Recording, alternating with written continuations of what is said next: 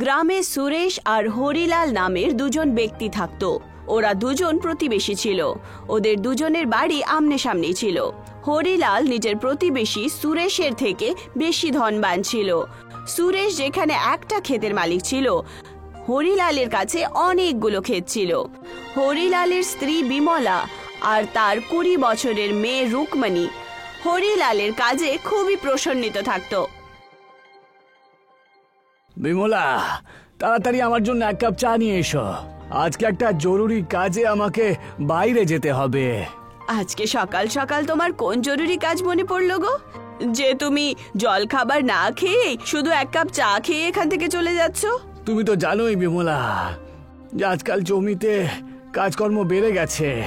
এই বছরে দ্বিগুণ ফসল আমাদের চাষ করতে হবে, সেই জন্য স্বয়ং আমাকে দাঁড়িয়ে থাকতে হচ্ছে জমির ওখানে। আর কত পরিশ্রম করবে তুমি? নিজের উপরেও তো ধ্যান দাও, নিজের শরীরেরও খেয়াল রাখতে হবে তো।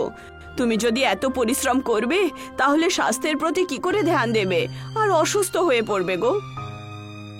আমি পরিশ্রম নিজের জন্য নয়, বরং গ্রামের ওই গরিব মানুষদের জন্য করি যারা দুবেলা খাবার খাওয়ার জন্য এত কষ্ট করে।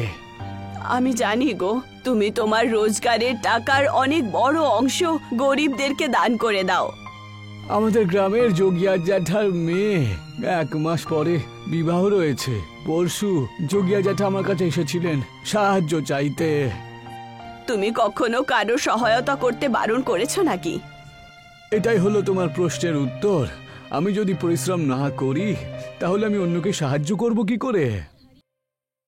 এইটুকু বলে হরিলাল নিজের বাড়ি থেকে চলে যায়। কেমন আছো যোগিয়া জ্যাঠা? সবকিছু ভালো তো? ঈশ্বরের কৃপা হরিলাল। আমার তো মনে হয় প্রধান মশাইয়ের কাছেও তোমার মেয়ের বিবাহের জন্যই কথা বলছো। হরিলালের কথা শুনে যুগিয়া কাকু একটু ঘাবড়িয়ে যান। তুমি একদম ঠিক কথা বলেছো হরিলাল। যোগিয়া চাচা বলছিল যে এই সময়ে ওনার অবস্থা খুবই খারাপ চলছে আর ওনার মেয়ের বিয়ে মাথার উপর রয়েছে। কিছু সাহায্যের দরকার তার। গ্রামের প্রধান হওয়ার দরুন আমার তো দায়িত্ব যে আমি ওনাকে সাহায্য করব। আপনি যোগিয়া জ্যাঠা সাহায্য কিভাবে করবেন প্রধান মশাই? খুবই সামান্য ব্যাপার। গ্রামের প্রতিটা মানুষ যদি অল্প অল্প দান যোগিয়া জ্যাঠাকে করে দেয় তাহলে ওনার মেয়ের বিবাহ খুব ভালোভাবে হয়ে যাবে। তার কোনো দরকার নেই প্রধান মশাই। আমি যোগিয়া জ্যাঠার মেয়ের বিবাহতে 5 লক্ষ টাকা দান দেওয়ার জন্য রাজি আছি। হরিলালের কথা শুনে প্রধানের চোখে হরিলালের প্রতি প্রশংসার ভাব দেখতে পাওয়া যায়। তোমার কাছ থেকে আমি এটাই আশা করছিলাম হরিলাল। তোমার থেকে বড় দানই আমি আমার জীবনে দেখিনি। যদিও এত পয়সা নিয়ে সাহায্য কে কার করে বলো তো?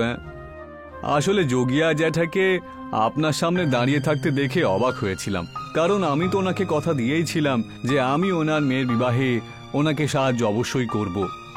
আমায় ক্ষমা করে দাও বাবা, কিন্তু আমার এটা আশা ছিল না যে তুমি আমাকে এত দান দেবার জন্য রাজি থাকবে। হরিলাল আর যুগিয়া কাকু ওখান থেকে চলে যান। প্রধানও যেতেই শুরু করলো, তক্ষুনি গ্রামের একজন ব্যক্তি সীতারাম প্রধানের কাছে এসে বলে, কেমন আছেন প্রধান মশাই? আরে আমার হালচাল সব ঠিকঠাক ভাই, কিন্তু তুমি এত তাড়াতাড়ি কোথা থেকে আসছো? আরে এখন আমি কি বলি, আমার স্ত্রীর পায়ের চিকিৎসার জন্য আমার অনেক পয়সা খরচ হয়ে গেল। তারপরেও ওর পা ঠিকঠাক ভালো হয়নি। ডাক্তার বলেছে পায়ের অপারেশন করতে হবে। আমি এই ব্যাপারেই হরিলালের কাছে যাচ্ছিলাম। এই গ্রামে তো শুধু হরিলালই আছে যে চোখ বন্ধ করে দান করে দেয়। দেখো, আমার মতে তুমি হরিলালের কাছে নয় বরং ওর প্রতিবেশী সুরেশের কাছে চলে যাও। দেখে তো ওকে ভালো মানুষই মনে হয়, ও তোমাকে সাহায্য করতে পারে। কিন্তু আপনি আমাকে হরিলালের কাছে যাওয়া থেকে আটকাচ্ছেন কেন? আরে আটকাচ্ছি না সীতারাম, আসল ব্যাপারটা হলো যে হরিলাল যোগিয়া জ্যাঠার মেয়ের বিবাহে 5 লক্ষ টাকা দান দেওয়ার ঘোষণা করেছে, বুঝলে? তাই ওর ওপর এত চাপ দেওয়াটা ভালো হবে না ভাই। এটা আপনি একদম ঠিক কথা বলেছেন। এইটুকু বলে সীতারাম সুরেশের বাড়িতে চলে যায়। সুরেশ নিজের বউয়ের সাথে দাঁড়িয়ে কিছু কথা বলছিল। সীতারাম বাবু, কেমন আছেন আপনি? সবকিছু ঠিকঠাক তো? আপনার মুখে তো চিন্তার ভাঁজ দেখছি। এখন কি বলি ভাই সুরেশ তোমায়, এমনিতে কিছু সাহায্য চাইতে হরিলালের কাছে যাচ্ছিলাম, কিন্তু রাস্তায় প্রধান মশাই বললেন যে হরিলাল এমনিতেও যোগিয়া জেঠার মেয়ের বিবাহে 5 লক্ষ টাকা দানের ঘোষণা করেছে। উনি আমাকে বললেন যে তুমি আমাকে অবশ্যই সাহায্য করবে। হ্যাঁ হ্যাঁ, কেন নয়, বলো কি সমস্যা, বলো বলো। তুমি তো জানোই যে আমার স্ত্রীর পায়ের চিকিৎসা করাতে গিয়ে আমার কত পয়সা খরচ হয়ে গেল। আমি পথে বসেছি ভাই, ডাক্তার বলেছে আমার স্ত্রীর পায়ের অপারেশন করতে হবে, তার জন্য আমার তো 10,000 টাকার খুব প্রয়োজন রয়েছে। সীতারামের কথা শুনে সুরেশ ভাবনায় ডুবে যায়। সে নিজের বউয়ের দিকে তাকিয়ে থাকে। তুমি যা করতে পারো ততটাই তুমি করো, জরুরি নয় যে তুমি হরিলালের মতো বেশি টাকা দিতে পারো। সুরেশ 1,000 টাকা বার করে সীতারামকে দিয়ে দেয়। ক্ষমা করো সীতারাম বাবু, আমি তো এইটুকুই সাহায্য করতে পারি। শুধু 1,000 টাকা? সীতারাম বাবু, আমি হরিলালের মতন তো বড় লোক নই, এটা সত্যি যে আমি অতটা গরিবও নই, কিন্তু আমাকেও তো আমার সংসারটা চালাতে হয়। আমার মেয়ে স্কুলে পড়াশোনা করে, ও স্কুলের ফিজ আমাকে জমা করতে হবে, আর তাছাড়াও মানুষের জীবনেও ওর অনেক নিজস্ব খরচ থাকে। এর থেকে বেশি আমি আপনাকে সাহায্য করতে পারবো না। সীতারাম উদাস হয়ে ওখান থেকে চলে যায়। রাস্তায় সে গ্রামের প্রধানকে দেখতে পায়। আরে কি হলো সীতারাম, এরকম মুখটা নামিয়ে রেখেছো কেন? এখন আপনাকে কি বলি প্রধান মশাই, আপনার কথা মতো আমি সুরেশের কাছে তো গিয়েছিলাম। আমারও তো আপনার মতো মনে হয়েছিল সুরেশ আমাকে অনেক সাহায্য করবে, কিন্তু আমাকে মাত্র এই 1,000 টাকায় ধরিয়ে দিল।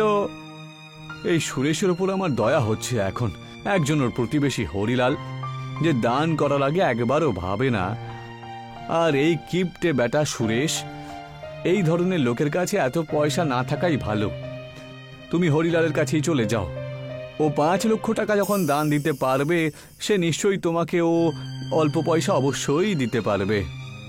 অন্যদিকে সুরেশের বউ সুরেশকে বলে, কাল শহর থেকে কিছু অনাথ আশ্রমের লোক এসেছিল, বলছিল যে হরিলাল অনাথ আশ্রমকে 10 লাখ টাকার চেক দিয়েছে। তো তুমি কত টাকার রসিদ কেটেছো? তুমি আমাকে 500 টাকা দিয়ে গেছিলে, আমি সেই টাকারই রসিদ কাটিয়েছি। তাহলে অনাথালয় থেকে লোকেরা কি বলল? ওরা আবার কি বলবে, বাজে রকম মুখ বানিয়ে চলে গেল। আমাকে তো কিছুই বললো না, কিন্তু আমার পুরো বিশ্বাস যে পেছনে গিয়ে ওরা নিশ্চয়ই কিছু একটা বলবে। আজকালকার দিনের মানুষদের কি যে হয়েছে কে জানে। আরে ওদের তো একবার ভেবে দেখা উচিত যে কোনো মানুষ নিজের সামর্থ্যের ওপরে গিয়ে দান দিতে পারে না কি? আমি এত কষ্ট করে অতটাই পয়সা রোজগার করতে পারি যাতে আমার সংসারটা চলে যেতে পারে, সেখান থেকেও আমি কিছু বাঁচিয়ে সামান্য কিছু দান করে দিই। আর যদি হরিলালের কথা বলতে হয়, তাহলে ওর কাছে একটা জমি নয় বরং অনেক জমি রয়েছে। আরে ও যদি প্রতিদিন 1 লক্ষ টাকা দান করে তাহলেও ওর কোনো ক্ষতি হবে না, বুঝলে তুমি? আর এমনিতেও হরিলাল যাই দান করুক না কেন, সেটা দেখানোর জন্য করে। আমি তোমার কথার মানে বুঝতে পারলাম না। আমি হরিলালকে অনেক দিন ধরে চিনি, ওর এই দান করার উদ্দেশ্যের মধ্যে ভালো মানসিকতা একবারও নেই, বরং শুধু নিজের লাভ আর নিজের প্রশংসার জন্য করে। আরে এমন দানের ঈশ্বরের নজরে কোনো দাম থাকে না, বুঝলে? ও শুধু গ্রামের নজরে ভালো মুখোশ পরে রয়েছে, এমনিতে ভেতর থেকে ও ভালো মানুষ একেবারেই নয়। এইভাবেই কিছু মাস কেটে যায়। হরিলালের নাম দূর দূর পর্যন্ত প্রসিদ্ধ হতে থাকে, এমনকি তার দান করার চর্চা পেপারেও ছাপতে শুরু করে দেয়। আর সত্যি তো এটা ছিল যে হরিলাল যতই দান করত, সে শুধু দেখানোর জন্যই করত, যাতে লোকেরা তার প্রশংসা করতে পারে। আর বেচারা সুরেশ নিজের পরিশ্রমে টাকা দিয়ে জুড়ে থাকা টাকার থেকে যতটুকু সম্ভব হতো ততটাই দান করত। তা সত্ত্বেও লোকেরা সুরেশকে মন্দ মন্দই বলতো, আর হরিলালের সব সময় গুণগান করত।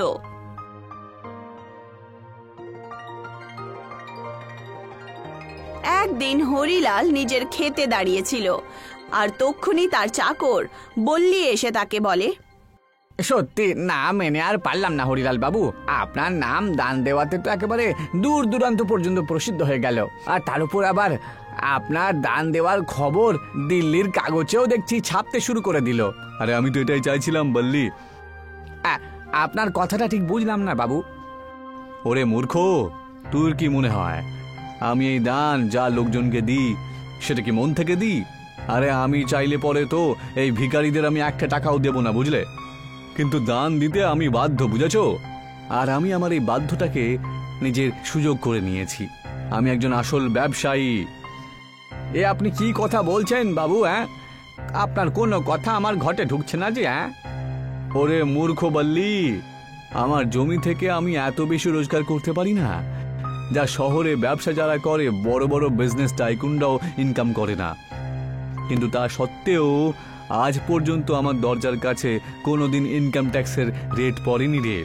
কিন্তু আজ পর্যন্ত আমি সরকারকে কখনো ট্যাক্স দিইনি। এ তো আপনি একদম ঠিক কথা বলেছেন। এই ব্যাপারে তো আমি কখনো ভেবেই দেখিনি। ওরে মূর্খ মানুষ, আমি আমার রোজগারের একটা ছোট্ট অংশ গরিবদের মধ্যে দান করে দিই। আর খবরের কাগজ আর টিভির মধ্যেও আমি কিছু পয়সা দিয়ে নিজের অ্যাডভার্টাইজ করিয়ে নিই রে, যাতে আমার ইমেজ লোকেদের নজরে খুব ভালো থাকে, বুঝলি?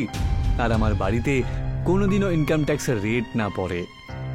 বাবু, যদি কখনো ভবিষ্যতে আপনার এখানে ইনকাম ট্যাক্সের রেট পড়ে যায় তখন আপনি কি করবেন? আরে কখনো পড়বে না। আর যদি পড়েও যায় তাহলে এই গ্রামের লোকেরা ইনকাম ট্যাক্সের লোকেদেরকে মেরে মেরে একেবারে তাড়িয়ে দেবে। বল্লি নিজের সেঠের এই রূপ প্রথমবার দেখেছিল। সে চাওয়া সত্ত্বেও নিজের সেঠকে কিছুই বলতে পারে না। কিন্তু তার চোখে হরিলালের দান দেওয়ার ছবি এখন আর ছিল না। বল্লির নজরে এখন হরিলাল একটা কিপটে লোক ছিল। এইভাবেই সময় কাটতে শুরু করে দেয়।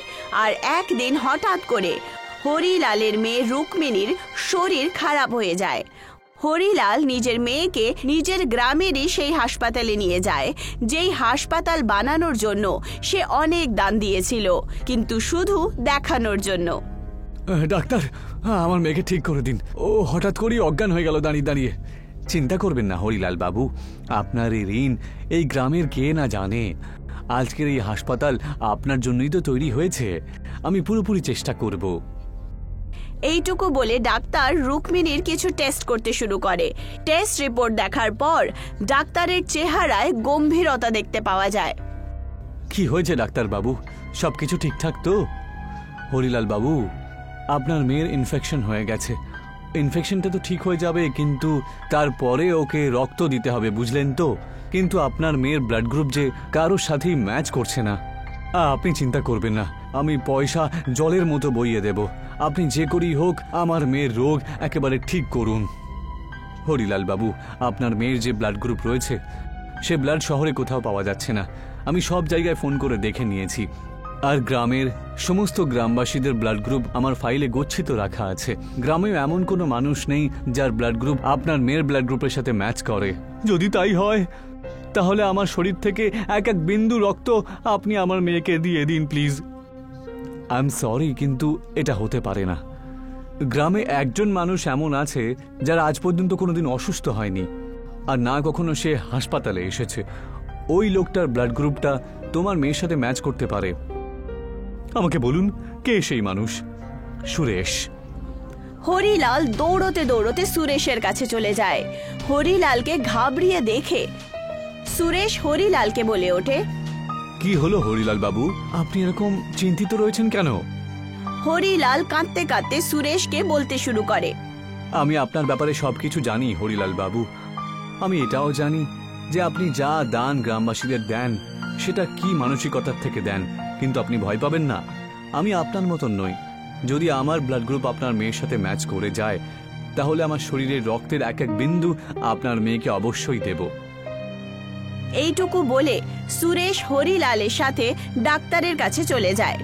ডাক্তার যখন সুরেশের ব্লাড গ্রুপ দেখে তখন সে খুশির চোটে হরিলালের দিকে দেখে বলে, আপনার জন্য খুশির খবর এটাই যে এনার ব্লাড গ্রুপ আর আপনার মেয়ের ব্লাড গ্রুপ একই, কিন্তু 2 বোতলের থেকে বেশি রক্ত আমরা বেশি বের করতে পারবো না।